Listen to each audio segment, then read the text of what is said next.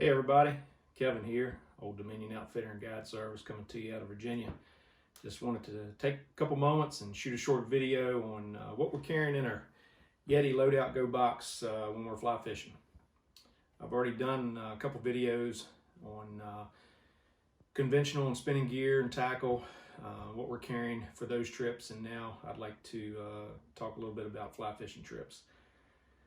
First thing we'll start with the fly selection. I get a lot of questions about, what size flies are you throwing, what type of flies are you throwing, and what I've got laid out here on the table is just some of what we carry and what we throw, but a lot of these patterns have been proven to be very effective on our local waters. A couple Chuckcraft patterns here. Start with, you'll see with a lot of the clawdads here in different colors. We usually are throwing these in a size 2 or size 4 is usually the sizes that we like to throw. And I've got colors such as olive, wood color, light tan. I've got a black and blue variant here that I like early season and when the water is stained and a little dirty. And we've got the old yellow or chartreuse color here. Another good Chuckcraft pattern that we like to throw are the CK bait fishes, which you see here. This white one right here is probably my favorite to throw. I really like throwing white on our river. Probably my next choice is the chartreuse, and then third I like the olive. We're throwing those on number 1s or sometimes 1/0 hooks. Sometimes a little bit bigger. Just depends on what's going on with the fish and what the fish like.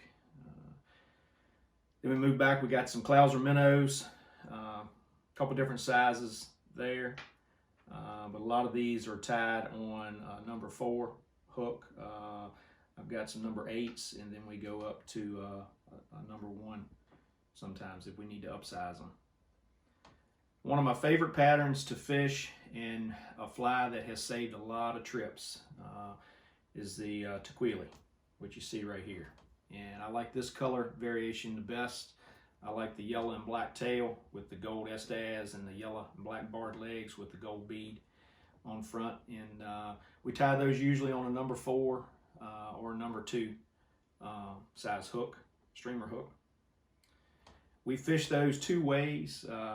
We'll either fish those like a traditional nymph, get them down on the bottom, add a little piece of split shot there, just dead drift them, and sometimes we'll put indicators on, and we'll fish them under an indicator. You can fish them either way.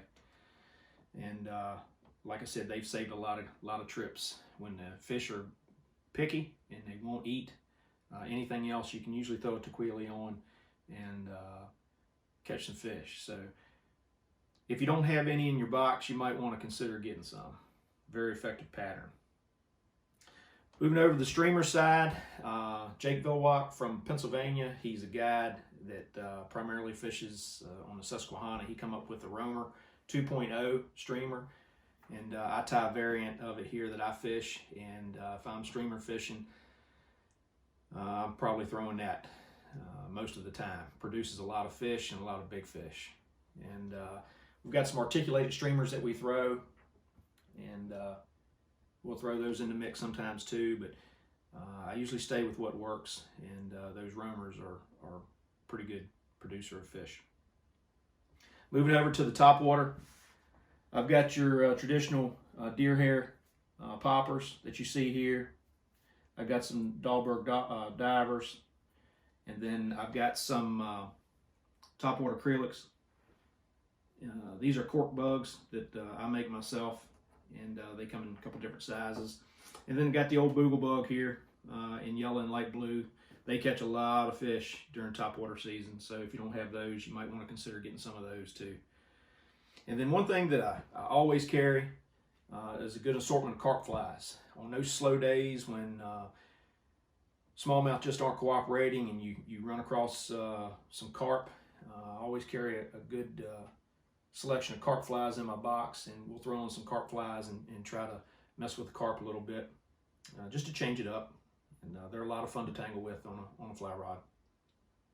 Like I said, I carry a good assortment of indicators in the box. The tools we're carrying, got some split ring tools here, good pair of pliers, got a lot of cutting tools. I've got a Leatherman in there. I've got some other forceps that we use to remove hooks and you know, cut leaders and just whatever you might need them for. Carry a good assortment of tools with me. Always carry some split shot. Never know when you need to change things up and get the fly down a little further, a little quicker. So I carry an assortment of split shot.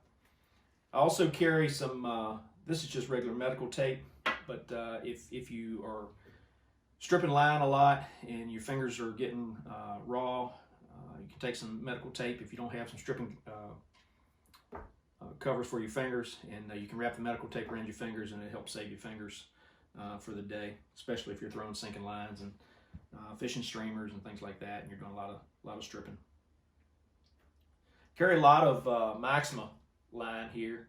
That's the 8-pound test there. I carry 8, 10, 12, 15, and 20-pound Maxima with me for building leaders. I buy a lot of the Orvis tapered leaders. You see the 1X and the 2X here. The 2X is 9.8 pounds and the 1X is 12.7 pound test. They're 9-foot tapered leaders. I also buy and make 7-foot leaders. If I'm fishing a sinking line or sink tip line, I'll shorten those leaders up to about 3.5 feet, maybe 4 at the most. But we really cut the size of the leaders down if we're fishing those sinking lines, because we want that bug to get down pretty quick, and the long leaders do not allow for that, so we have to shorten them up. So that's the reason for carrying all the Maxima. But like I said, I buy a lot of the Orvis. I like these Orvis tapered leaders. They work well. Haven't lost a fish on them yet with the leaders breaking off or anything. They've really served me well. And I've got a lot of tippet and leader material here from Orvis, as you see, that I use throughout the season. Carry multi-tool here, 1/2-inch multi-tool with a Phillips and a flathead, and then I carry a socket. And I carry those for my raft frame in case I need to make adjustments throughout the day, tighten things up, loosen things, move things around. You need tools to do that, so I carry those with me. All of these Plano 3600 series boxes fit in here. I have one more in here, as you see, and then these go in as well. Always carry extra dry bags in the box. Clients sometimes don't remember to bring dry bags, so I carry extras. I don't want them getting out of the boat and wading like we do in the summertime and stepping in the water and submerging their phones or keys or anything like that. So always bring extra dry bags. I always carry a good lanyard with me. This is just made out of parachute cord, and I prefer these Orvis nippers. I've had these for a couple seasons now, and they work really good. They have an articulated point on them. It's a leverage point that if you're not using these, check them out. They're a little pricey, but these last. These have lasted me longer than any other, and I've had nippers from several other companies and really like the Orvis ones a lot. Another thing I carry on my side is another pair of split ring pliers and just regular pliers there, and I carry that in a custom case I had made for me. It's easy access, and I don't have to search around for it. It's right on my side. One of the most important things that I carry, and if you're not carrying them, you should consider doing it, and that is a first aid kit. This is a small first aid kit that I carry with me. Keep in mind when you're throwing these bugs around, these are sometimes pretty big hooks that are flying around you and other anglers in the boat. And if you do this long enough, it's not a matter of if, it's when one of those hooks is going to come back and embed in you, and they hurt. So you need to fix that stuff streamside. So what better way to do that than be prepared and have a good first aid kit. You can customize these however you want, or you can just buy them straight off the web. But I have one that I customize for myself, not too extravagant, but it'll get the job done if I need it.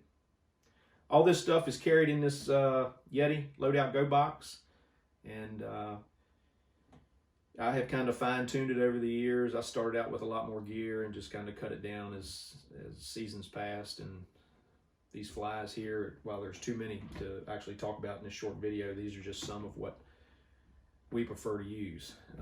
You may have something totally different, and that's fine. You can set your box up however you like, but this is what works for us, and this is obviously why we do this way. So if you have any questions, let me know.